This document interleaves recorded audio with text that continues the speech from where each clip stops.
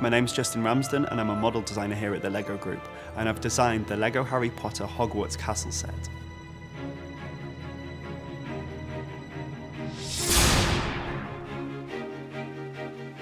I've designed the set in the way so the builder goes on the same journey that Harry took when he first entered Hogwarts. You start off by building the boats and go up to the boathouse, then you take the stairs to the Great Hall, and then to the towers and to the classrooms. And I just want people to experience that magic and the excitement of either going to Hogwarts for the first time or returning back to this magical universe. I got brought into the Harry Potter project and I saw this model in the corner and I was like, I need to work on that.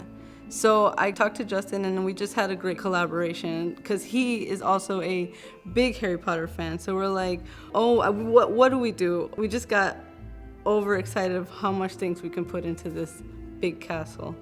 And I just wanted to make this castle the most magical thing that LEGO has ever produced.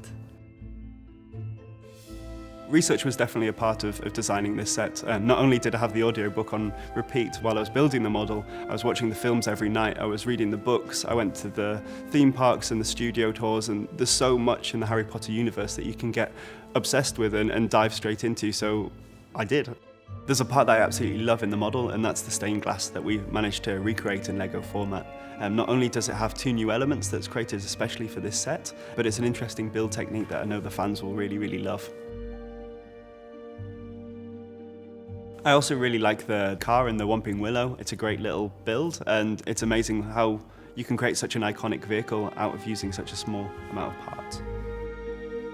This is different to the Hogwarts sets that we've released before because not only are there more elements that fans are used to, but there's also a different scale. This is at micro scale rather than minifigure scale. That means some of the windows and doors are smaller than fans may be used to, but it allows for more interesting building techniques and also more of the castle to build. One of the main things that I really struggled with was the huge tower that's in the center of the model, and I spent weeks trying to figure out, how can I get this window in and how can I get the moving staircases at the back? And one day a few designers walked past and they were working on a rocket at the time, and they're like, maybe you look at our build. And it's that collaborative nature that LEGO allows us that really lent itself to the model, and then I managed to create the tower, which is great. We struggled with the amount of things that we wanted to put. How do we limit it? Because we were like, this is the time, we got to put everything in it, let's do it, right? But then sometimes you got to dial it back. Usually with stickers, less is more, but in this case, we thought it would be great to just put as much as we could. For instance, we have Moaning Myrtle, we have the golden egg from the Triwizard Tournament, we have the Room of Requirement, the Floating Keys room, we have all kinds of stuff. Graphic design brings a little bit of story into the models. For instance, in the Hogwarts set, we put a lot of reference to the books and to the movies that can give a little bit more character. So we created 4 exclusive minifigs, one for Godric Gryffindor, Helga Hufflepuff, Rowena, Ravenclaw, and Salazar Slytherin, which are the Hogwarts founders. We also created 27 trophy figs of various characters. What I'm really proud of is that we managed to get Umbridge's office into the set because Umbridge is my favorite character because she's so evil and great. Just the fact that we had that office in there and we got to do a trophy fig of her is a big accomplishment for me. When I first started designing this set, I knew it was going to be big, but I never thought it'd ever be the second largest LEGO set ever.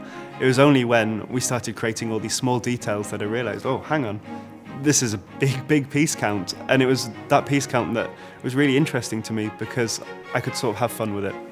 So the 6,020 element piece count relates to one of my first LEGO sets that I ever got as a child. It's a small wizard shop, comes with the first ever LEGO wizard, and the set number of that was 6020. It's the same as piece count, so a lucky coincidence, and I know fans will really enjoy those even further Easter eggs that we've hidden away.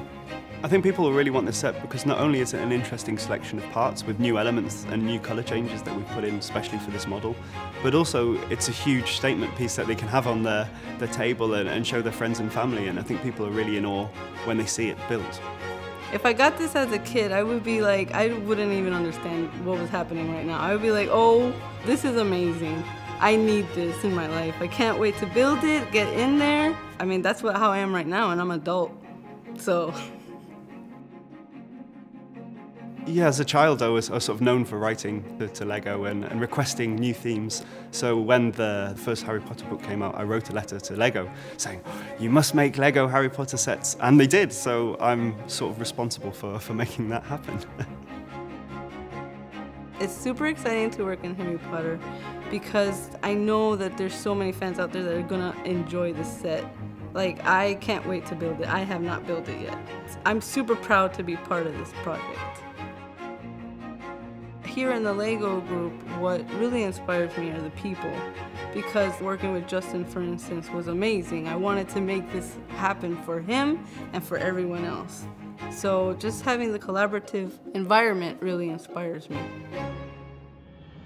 When I got the offer for my job that came through the post, it was sort of like Harry receiving the letter to Hogwarts. I was super excited, ran around the house, waving it down the stairs and told my parents immediately. Yeah, so the first days were much like Harry experienced at Hogwarts, and he got his lesson plans and his spell books and stuff, and since then I've been studying and building and playing ever since.